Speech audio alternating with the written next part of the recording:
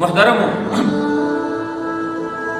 مور خو لا پرېږده چې دا انسان دی زموږ استاد چې د زناور په مور باندې دې رحم وکړو هم الله جل شانه چې دې مرتبه درکړي. داسې یو کیسه درته کومه چې د زناور د هوسۍ د بارسنګۍ چې ورته دي وایي د دې په بچو باندې رحم وکړو الله پاک ورته بادشاهي ورکړه. تاسو به حیران پاتې شئ چې دا څوک دی. دې ته وایي سبکتګین. سبکتګین یو غریب سړی دی او ښکار دی او دومره غریبي ولده چې انتهایی درجه پس په ښکار باندې به یې خپل هغه ژوند چلاوه. یو وخت ښکار ته ووته چې ښکار ته ووت ځنګل ته نو یو هوسۍ ولیدله په هغې باندې هغه خپل غشي استعمال کړه. هوسۍ وتښتېدله خطا شول او د هغې نه یو بچی پاتې شو. دی راوړه دی ځان سره راواغسته را روان دی. د هوسۍ خو وتښتېدله.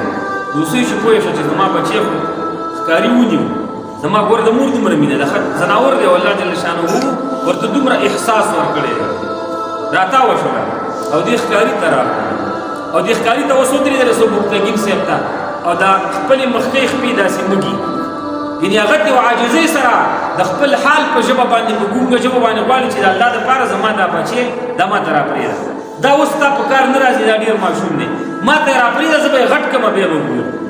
دا ورته بس د سترګو نه اوښکې روانې دي او لاسونه مږي.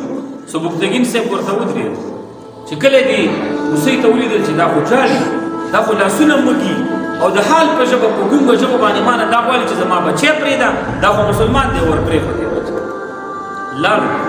سبکتګین صاحب د شپې ویده دی محمد رسول الله صلی الله علیه وسلم ورته خوب کې ورته وایي سبکتګینه ډېر ناشنا کار دی د یو زناور په مور باندې دې رحم وکړه او هغې تا ته د حال په ګونګه ژبه باندې دعاګانې وکړلې د هغې دعا الله تا ته قبوله کړه. دا واوره تا ته به الله جل شانه په دې رحم باندې غټه مرتبه درکوي خو چې د هغې بچی دې ور پرېښوده د دې زناور د بچي په بدل کې به تا ته یو بچی میلاویږي چې هغه به یو عظیم بادشاه یو بزرګ به د الله ولي د سبکتګین ته الله پاک څوک بچی ورکړ؟